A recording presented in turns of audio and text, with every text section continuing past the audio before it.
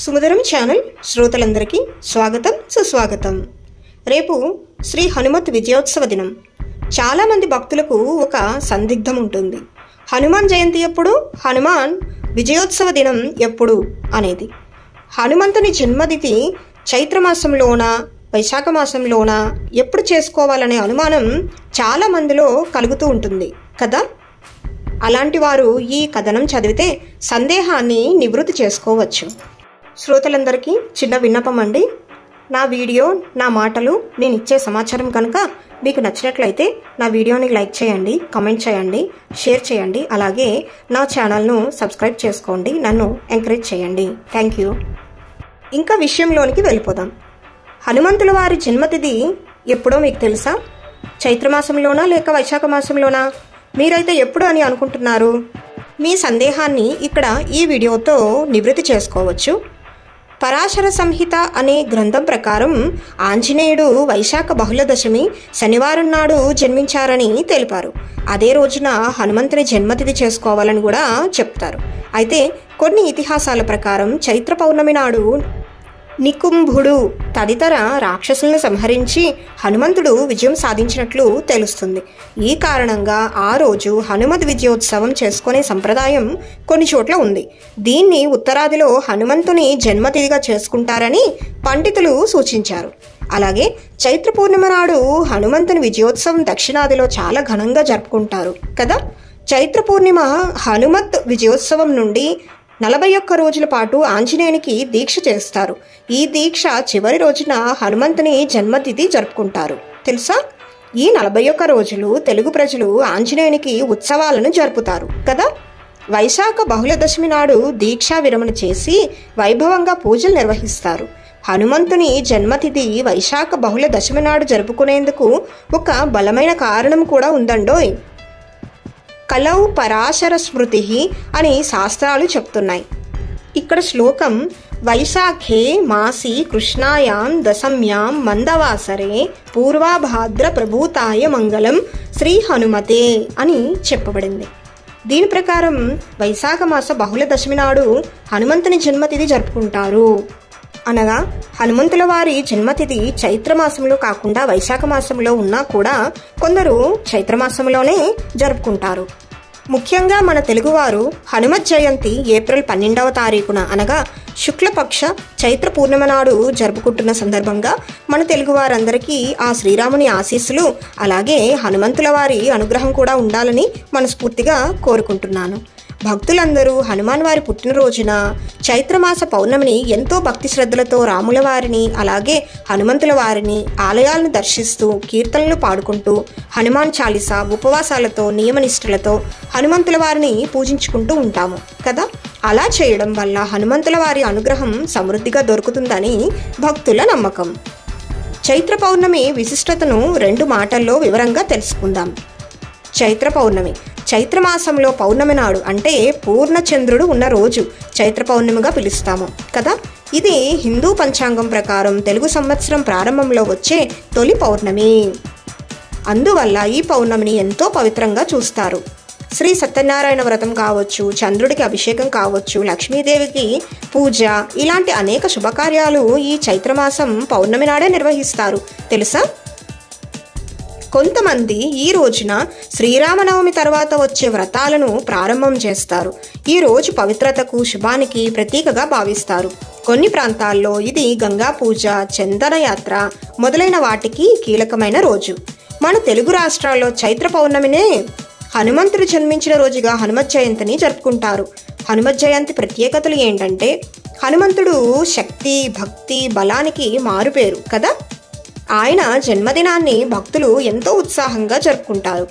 ఈ రోజు భక్తులు ఆలయాలకు వెళ్ళి ప్రత్యేక పూజలు చేస్తారు.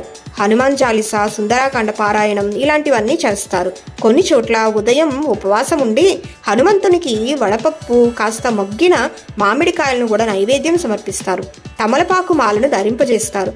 కాషాయం రంగు సింధూరంను హనుమంతుని వారికి పూస్తారు. హనుమంతుల వారి కృపకు పాత్రలు కావాలంటే ఈ రోజున ఎంతో భక్తితో సేవలు చేయాలని ఒక గట్టి నమ్మకం ఉంది భక్తులకి. ఏది ఏమైనా మొత్తానికి చైత్ర పౌర్ణమి సంవత్సరం తొలి పవిత్ర పౌర్ణమి, హనుమత్ జయంతి, భక్తి బలానికి ప్రతీక అయిన హనుమంతుని జన్మదినం. ఈ రెండు సందర్భాలు కూడా మానవుల ఆధ్యాత్మిక ప్రగతికి, మంచి సంకల్పాలకు బలాన్ని ఇస్తాయి కదా. ఇది శ్రీరామనవమి తర్వాత వచ్చే పౌర్ణమి కాబట్టి రాముని ఆశీస్సులు పొందేందుకు మంచి రోజుగా భావిస్తారు. అంతే కదా. దేవతారాధన, ఉపవాసం, తీర్థ స్నానం అంటే నదుల్లో స్నానం చేయడం, దాన ధర్మాలు చేయడం ఇవన్నీ కూడా చేస్తారు. శ్రీరాముల వారిని, హనుమంతులని సేవించడం వల్ల మనలో భయం తొలగిపోతుంది, ధైర్యం, ఆరోగ్యం పెరుగుతాయి కదా. ఈ రోజున ఏం పనులు చేస్తాము అంటే హనుమంతుడి ఆలయానికి వెళ్ళి అభిషేకం చేయడం, ఆంజనేయ దండకం, హనుమాన్ చాలీసా పారాయణం చేయడం ఇలాంటివన్నీ చేస్తాం. వ్రతం చేసి ఉపవాసం ఉంటాము. వడపప్పు, మామిడికాయ పచ్చడి ఇలాంటి ప్రసాదాలు నైవేద్యంగా పెడతాము. చైత్ర పౌర్ణమి మరియు హనుమత్ జయంతి మనలోని శక్తిని, భక్తిని, శాంతిని పెంపొందించే పవిత్రమైన రోజులు. ఈ రోజు మనం మనల్ని శుభత్ములుగా మార్చుకోవడానికి వచ్చే ఒక మంచి అవకాశం. మీకు తెలుసు కదా, హనుమంతుల వారికి తమలపాకు మాల ధరింపజేస్తారు. అని ప్రాధాన్యత ఏంటో మీకు తెలుసా? ఈ తమలపాకు మాల వెనుక ఒక వివరణ ఇస్తాను, శ్రద్ధగా వినండి. పురాణాల్లో చెప్పబడిన విషయాల ప్రకారం హనుమంతుడికి తమలపాకు మాల వేసే సంప్రదాయం యొక్క మూలం అతని బాల్య సంఘటనలకు సంబంధించినదండి. కొన్ని పురాణ మూలాలు చెప్తున్నది ఏంటంటే హనుమంతుడు బాల్యంలోనే అపార భక్తిని, ఉత్సాహాన్ని వెలికి తీసుకున్నాడని, అతని మృదువైన, శక్తివంతమైన స్వభావాన్ని, సర్వోత్తమమైన భక్తిని గుర్తు చేసుకోవడానికి తమలపాకు మాల ఒక చిహ్నంగా నిలుస్తుంది. బాల్యంలో అందుకున్న ఆ భక్తి, శక్తి మరింతగా దేవుని శిరస్సుపై నిలిచిన ఆయన వ్యక్తిత్వాన్ని ప్రజలు మాలలో చూడగలిగారు. తమలపాకు అనేది స్వచ్ఛతకు, పవిత్రతకు, ఇంకా శుభ్రత, ఇంకా నిర్మలత్వానికి ఒక ప్రతిరూపం కదా. కొన్ని ప్రాంతీయ పురాణాల కథల ప్రకారం హనుమంతుడికి తన బాల్యంలో తమల ఆకులంటే ఎంతో ఇష్టమంట. ఈ ఆకుల్లో ఉన్న సుగంధం మరియు పవిత్రత ఆయన స్వభావంలోని నిబద్ధత, శక్తి మరియు శుద్ధతను ప్రతిబింబిస్తుందని ఒక నమ్మకం. అందువల్ల భక్తులు అతని జీవిత రేఖలను, ధైర్యాన్ని మరియు భక్తిని స్మరించుకుంటూ ఈ ఆచారాన్ని కొనసాగిస్తూ ఉన్నారు. ఆధ్యాత్మికంగా స్ఫూర్తి ఏంటంటే తమలపాకు మాలను హనుమంతునికి అంకితం చేయడం వల్ల భక్తులు ఆయనతో తమ అనుబంధాన్ని, ఆయన బాల్యం నుండి చీకటి నుండి వెలుగు వైపుకు సాగిన మార్గాన్ని మరియు ఆయనలో ఉన్న నిస్వార్థ భక్తిని గుర్తు చేసుకుంటూ ఉంటారు. ఇది భక్తి, శక్తి మరియు వినయాన్ని సూచించే ఒక గుర్తింపు వంటి ఆచార రూపం.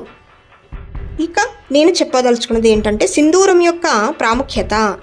హనుమంతుల వారికి సింధూరం అంటే ఎందుకు ప్రీతి తెలుసా? ఎందుకంటే ఒకసారి సీతమ్మ వారు నుదుటిన సింధూరం ధరిస్తూ చెప్పారంట, రాముల వారికి సింధూరం అంటే చాలా ఇష్టం, అలాగే అతనికి ఎల్లప్పుడూ శ్రేయస్సును కోరుకుంటూ సింధూరం ధరిస్తూ ఉంటాను అని వివరంగా చెప్పగానే హనుమంతుల వారు తన శరీరం అంతా సింధూరం పూసుకున్నారంట.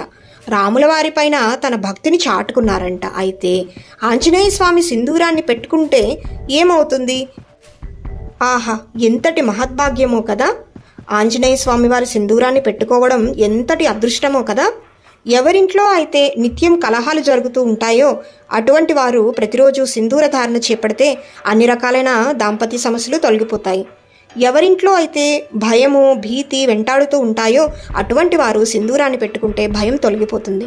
ఎవరింట్లో అయితే భార్యాభర్తలు, పిల్లల మధ్య సఖ్యత ఉండదో అటువంటి వారు సింధూరాన్ని పెట్టుకుంటే సుఖం, సంతోషం, ప్రశాంతత లభిస్తుంది.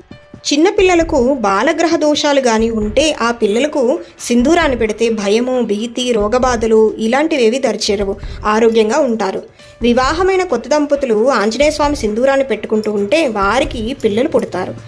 చదువుకునే పిల్లలు ఆంజనేయ స్వామి గుడికి వెళ్ళి సింధూరాన్ని పెట్టుకుంటే పరీక్షా సమయంలో చదివిన విషయాలన్నింటినీ మర్చిపోకుండా ఉంటారు.